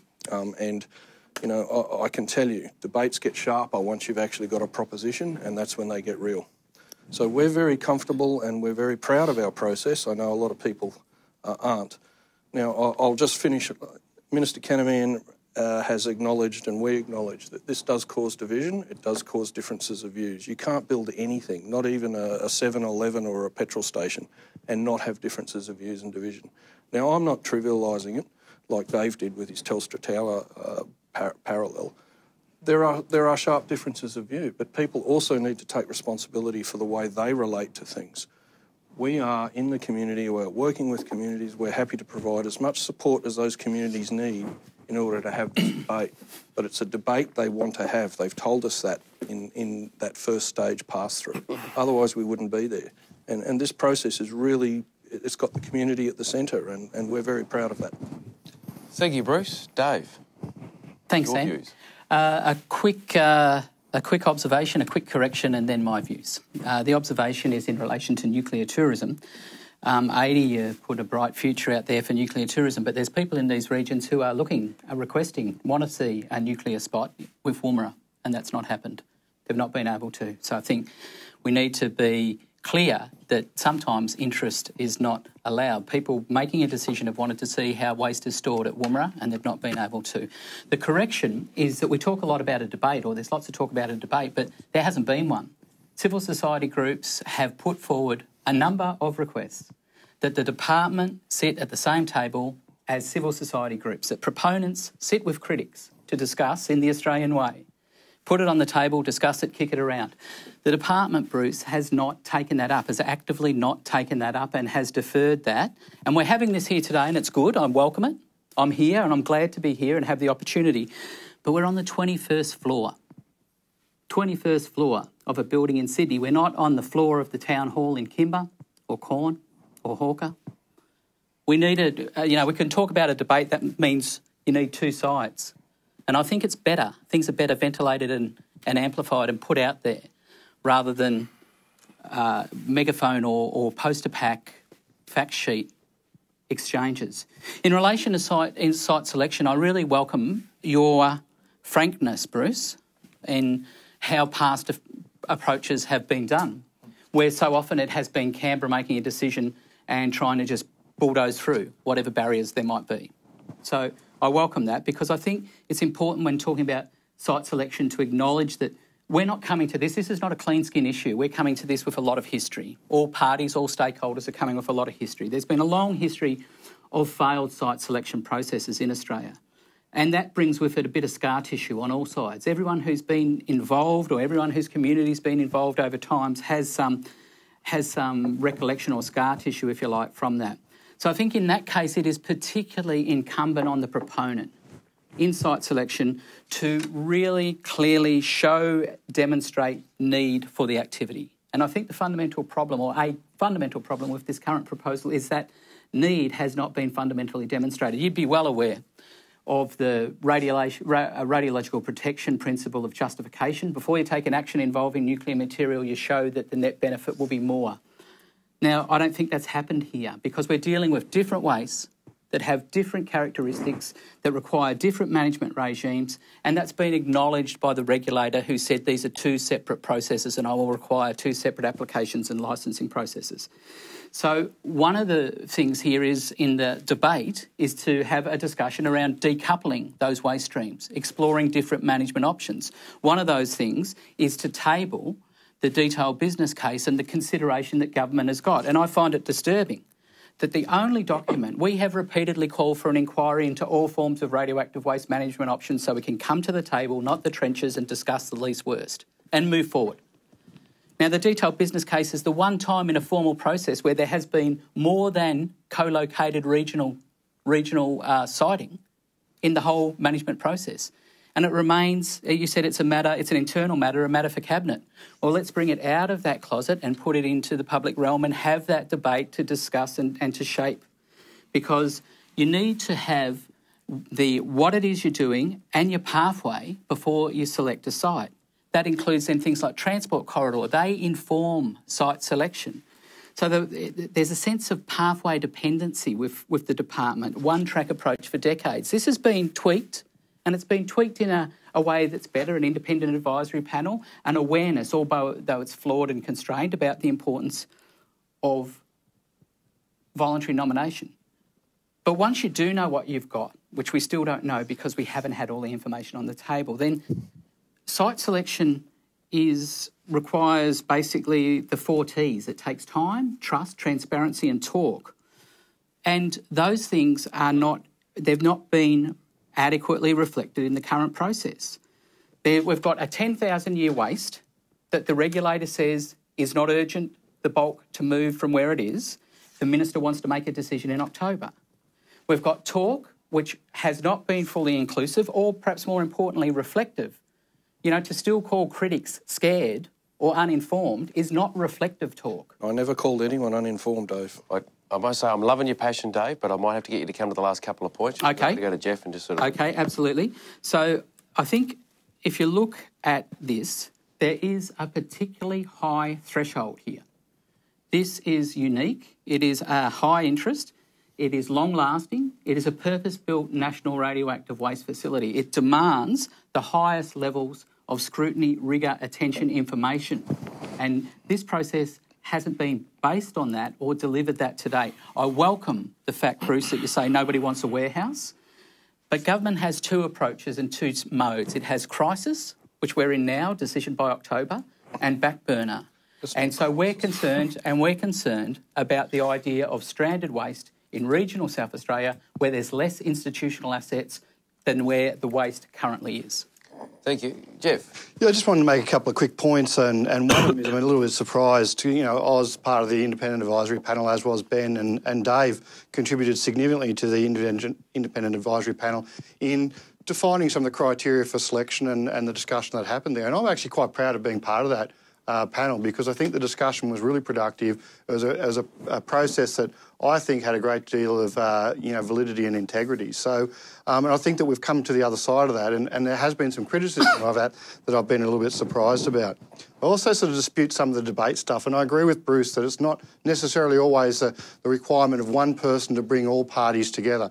I've been out in Kimber and other communities, and I know that there's been, Margaret's been there, you've been there. We've had debate in the community hall between you and myself, Dave.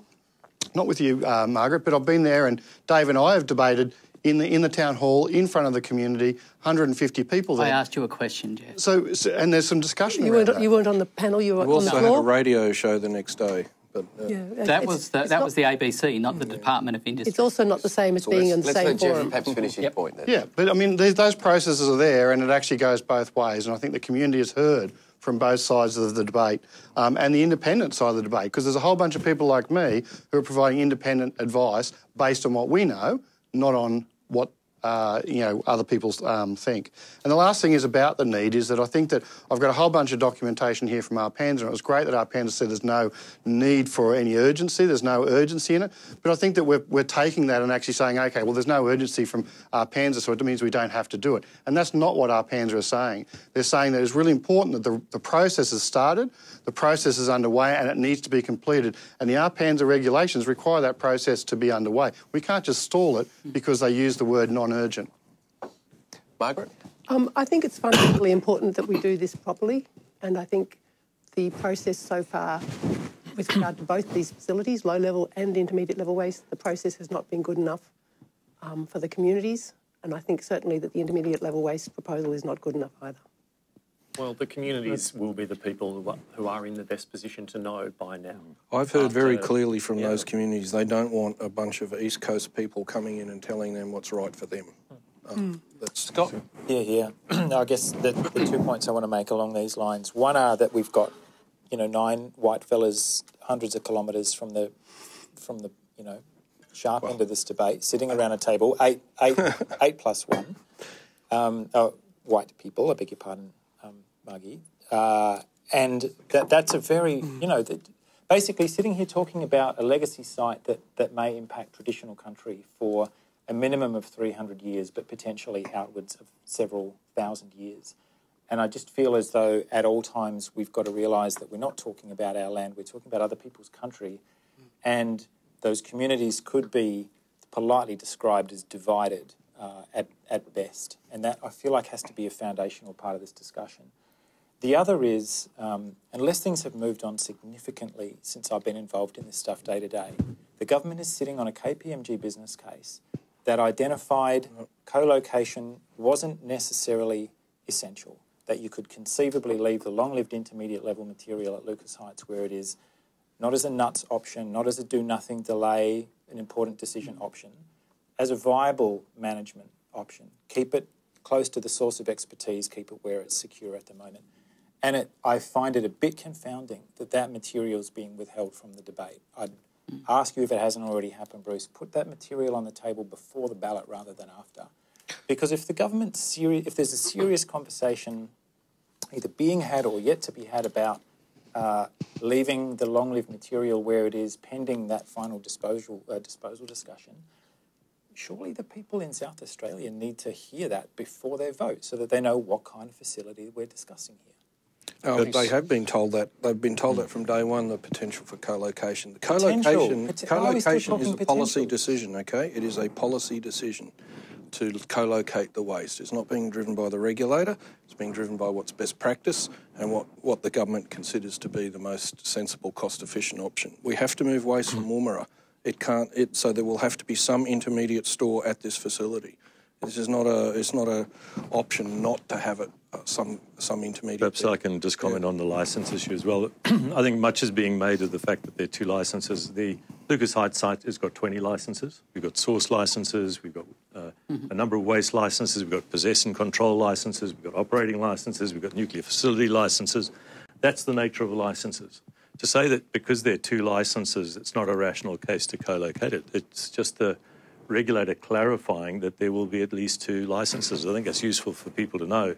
But it's not an argument against the location of an intermediate level waste store with a final repository for low level waste, because that's just part of the structure of the argument so I think we should not emphasise the licences as a kind of exclusion principle. It's actually an inclusion principle that's being clarified by the regulator. Is there a reason why that business case is being withheld from the public? The business case isn't completed. There's sort of two separate pieces of analysis. There's the analysis that went into a co-location and waste management function decision by government, and then there'll be a detailed business case around the proposed facility now that in fact we needed a decision on co-location to complete a business case. Because until then otherwise you've got multiple business cases and that rapidly becomes impossible. We will have the government will consider one at the most likely at the end of the year, but possibly a little bit later when that work is complete. Once we have a preferred site, a costed design, and the options clearly identified. Why is that material being withheld from the public? It says in your documentation the public's going to be informed. It's not being withheld. So I think we could clarify, Scott. I don't know whether you've seen the detailed packs. Detailed packs make it absolutely clear what the nature of that facility is. I think it's clear to everybody who's read them and studied them. 19 fact sheets, very detailed safety report, all the materials. Just haven't seen the business case, and I'm just perplexed as to why that's not business on the table. Cases go through Cabinet. Once they're through Cabinet will decide what they will and won't release. That is the standard practice on every facility ever built. We don't release business cases ahead of things like tenders and stuff because that would be, that's not a sensible commercial approach. Those business cases were, I think, that underpinned the AECOM stuff, for example, absolutely wonderful because it's a business case about factors that are important to the community. All right, mindful of time, I do need to get to point 6 so we don't run out of time. Sorry, Jim. If you've got a quick 30-second summary. The department has repeatedly told people in Hawker and Kimber that the intermediate level waste will be stored above ground for several decades, but I've got in front of me a document from ANSTO, the regulator, saying it may be the above ground store for intermediate level waste may be operational for more than a century. And I've got a question for Bruce. Bruce, can you assure us that you will make it clear in future communications with people in the Hawker and Kimber regions that ANSTO has flagged the possibility of this store operating for more than a century? Thank you, Jim. 80 will answer that. Point number 6. ANSTO is reflecting the IAEA position on intermediate level waste.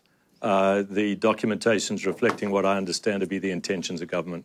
Yes. Thank you, Adi. So we'll move to theme 6, which is now our last theme also, which is how to promote an informed and progressive community discussion. Dave, would you like to lead us on this one? Happy to, Sam. Thanks. I suppose with informed and community discussion, it's a complex challenge. It's not an impossible one. Radioactive waste is a difficult policy issue, but it's not intractable or impossible. Things that facilitate a good discussion, things that facilitate some sense in the community that this is not an exercise in ticking boxes, but rather an exercise in engaging and trying to deal with an issue. Clarity, certainty, and clear engagement principles. I think it's really important that any framing of community discussion be based around some really fundamental issues of respect, and everyone can say respect, but some fundamental ways that falls out are that people have divergent views, and people have divergent views for a range of reasons, and it's not simply that people are scared, emotional, misinformed or uninformed. That is patronising, that is unhelpful, that is incorrect. We need to accept that there are different views and different worldviews.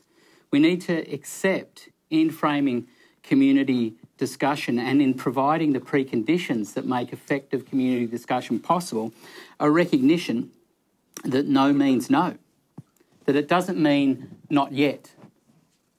A recognition that this is actually engagement that is reflective and two-way, not top-down and based around almost like going back and eroding or creating a sense of momentum and inevitability in a community. People need to feel that their view is respected and that it matters.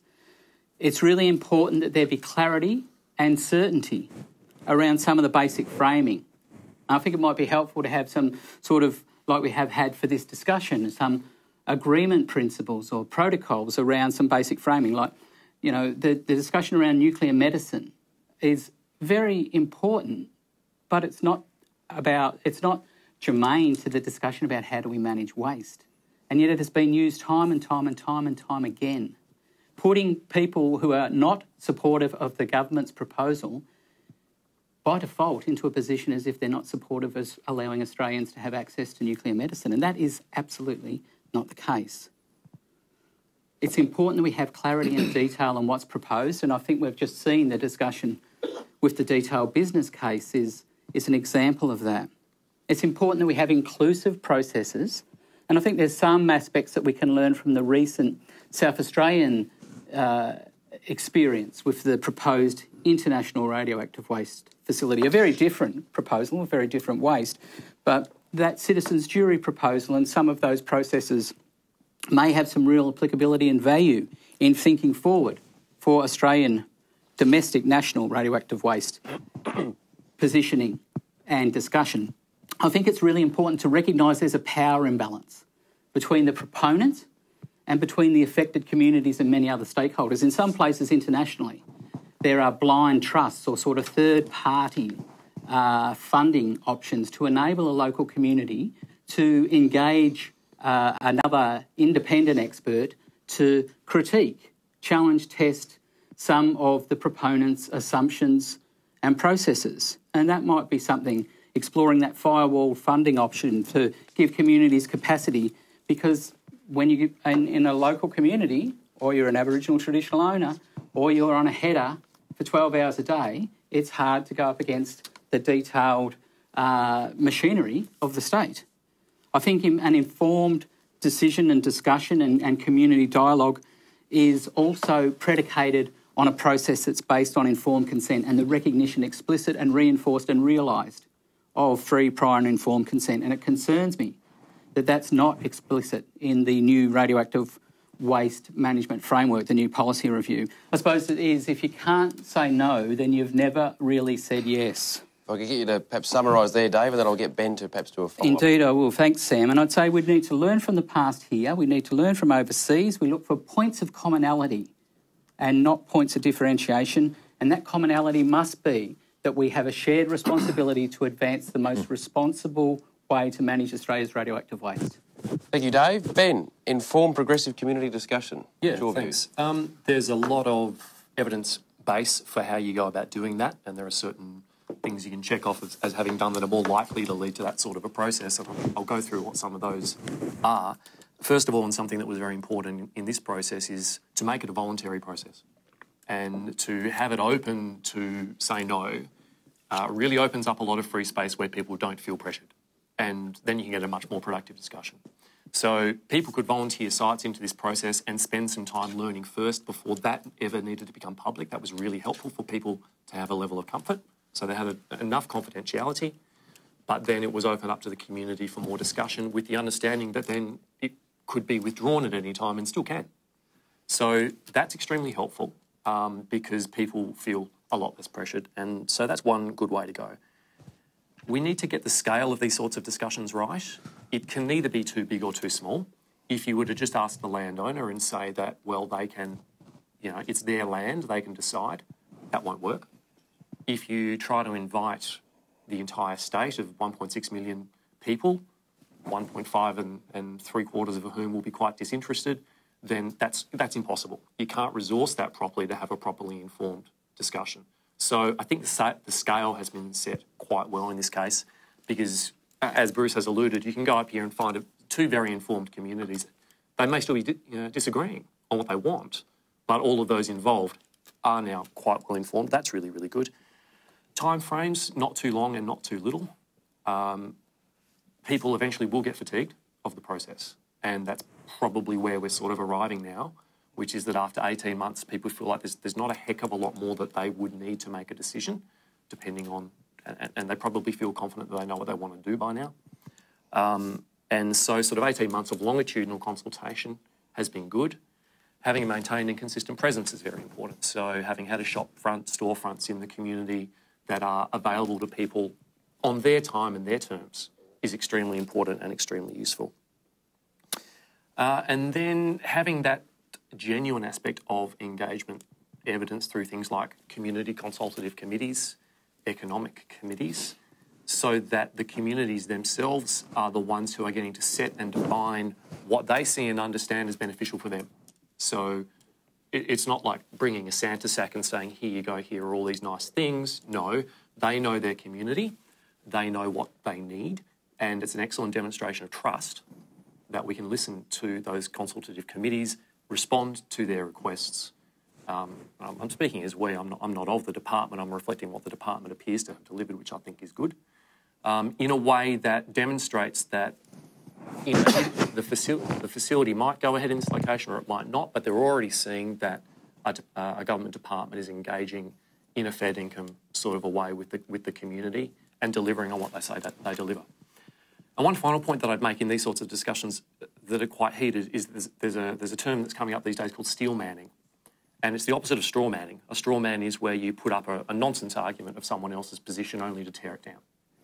And everyone's very familiar with doing that, and it's really, really unhelpful. The opposite of that is steel manning, where, say, I can present the position of someone who disagrees with me in a way that they themselves would say, yes, that is a fair representation of my position.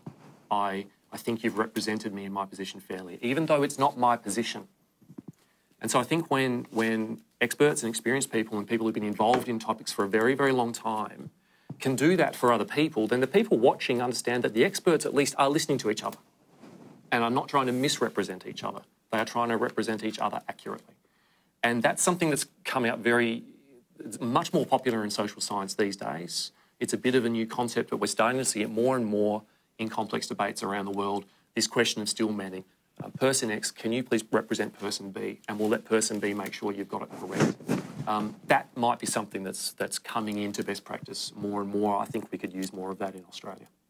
Thank you, Ben. Some really good points. Geoff or Margaret, do you want to make any comments? Or perhaps Margaret, then Geoff. Yep. Okay. I think for communities to give informed consent, they need accurate information.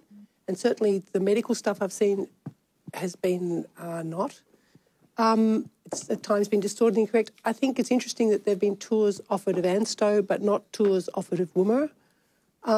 Bruce, sitting next to me right now, just said that this proposal was being offered to communities at no risk to the community. Well, I think that's clearly, there would not be offering so much money and so many jobs if there was no risk to the community.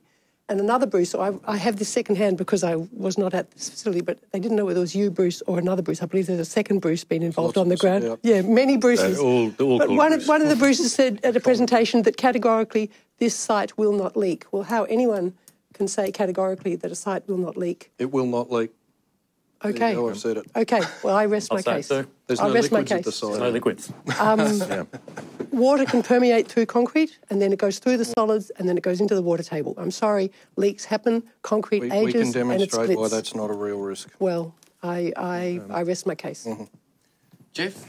Yeah, I just wanted to make a comment about, since it's about communicating with communities, and I think that one of the things as an external observer that I can say is that one of the things the department has done very well is how it communicates with our Indigenous communities. I think that at CSU we do a lot of work with Indigenous communities around how education works, how places and people best learn. And, one of those concepts is that, if you can't, if they can't learn where we teach them, which is one of the situations that we create in these artificial environments, then we need to teach them where they learn. And I think the department's done that very well. They use things like yarning circles, and I don't know whether it's been deliberate, but I've seen these yarning circles being formed. I've seen the department communicating with these communities in a way that we know educationally that are safe places, both culturally as well as spiritually. So it's one of the things that need to keep in mind, that we all learn and communicate differently. And I think that, I've seen some really good, inclusion of not just the Indigenous community, but other communities in that manner. Yeah. Scott, do you have any comments? No, I think we're probably getting pretty close to time. Absolutely. Sorry, Jim. Yes, absolutely. Yes. Yeah, well, I have to comment on that. I think many traditional owners would say they've been treated disgracefully by the department. And again, there's a history and a failure to learn how a government's attempt to impose a repository in South Australia failed primarily because the treatment of traditional owners was disgraceful. And the same happened at Muckaty. And the same is happening again, and it'll probably happen again and again and again because the department and the government to be incapable of learning. But on this specific point of how to promote an informed and progressive community discussion, I feel so sorry for everyone in the Hawker and Kimber regions. They've got a mountain of information to wade through. They've got a mountain of conflicting claims. So if I offer some advice to people who are in that situation and dealing with that difficult and stressful task of coming to a position, I would suggest pick 2 or 3 or 4 issues that are meaningful for you and dig deep and ask yourself whether the department and the government have been giving you accurate information. And I would suggest there's a good chance that you'll find that the government and the department have been misleading you, in which case it should be a fairly simple decision for you to vote no when the community ballot comes around on August 20. Thank you, Jim. Adi, you want to make a comment? Yeah, I've learned a lot from this process. I was involved right at the very beginning when Minister Frydenberg announced it. I've watched it right through all of the processes. What I like about the process is that it's leading to a vote that is based on very substantive engagement and information. A lot of things can be said about the government, but the government's not voting. The people are going to vote. And I really think that this is as I believe we've all indicated, this is a massive improvement on what we've done before. Now, I think that we should avoid councils of perfection because there is no perfection in democracy. There's appropriate level of engagement, and I'm pretty sure that there's been an appropriate level of engagement, and so I think sometimes seeking perfection in these processes would lead us to amplify voices of concern rather than voices of let's move forward. And so the amplification of voices of concern can be readdressed at every point because this is the beginning of a journey, not the end of a journey. And I'm quite excited to see the next stage. Thank you for that. We are getting very close to the end, so perhaps by way of closing, we'll finish with a question which has come through, and the question being, it seems the federal government has not made a clear or compelling case for a national radioactive waste facility or justified moving the existing waste. What is the urgency of the waste to be moved? Why not extend interim storage at Lucas Heights until a permanent solution is found? Perhaps we can get Scott to respond and then Bruce before we summarise. I feel like that question is more eloquently put.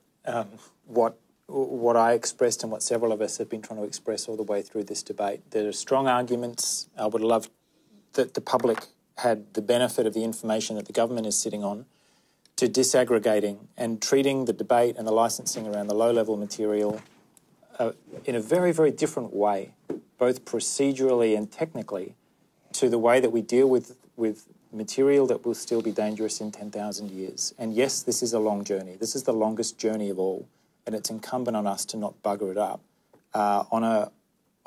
certainly not on a political or an electoral timetable. I think we do have time to do this well and to be part of a process that we can actually be proud of. And if you're watching this from a community that has unexpectedly been put on the front line, you're not being asked to take one for the team. In South Australia, you're not putting radio medicine at risk, you're not letting people down if you form your own view that this is not an appropriate way to deal with this material. Thank you, Scott. Bruce? Firstly, I just want to correct something Dave said. We've never, ever said people don't like this facility because they're scared, uninformed, misinformed. In fact, Dave was with me this week in Kimber where I acknowledged that if I was a farmer, I'd be asking exactly the same questions that they asked. We respect the right of anybody to support this or not support this. If we haven't convinced you, then don't vote for it, don't support it. If we have convinced you and you believe it's the right thing for your community, then get out. But whatever you want to do, get out and have a view. It's really important. In terms of the policy case, again, it is not being driven by politics or a fake regulatory need. Lucas Heights will be full sometime next decade, halfway through the decade probably. It either needs to be upgraded or moved. We have other waste that needs to be moved. This will be a purpose-built, safe facility. It makes sense to put it all in one spot. This is the principle of centralised waste management.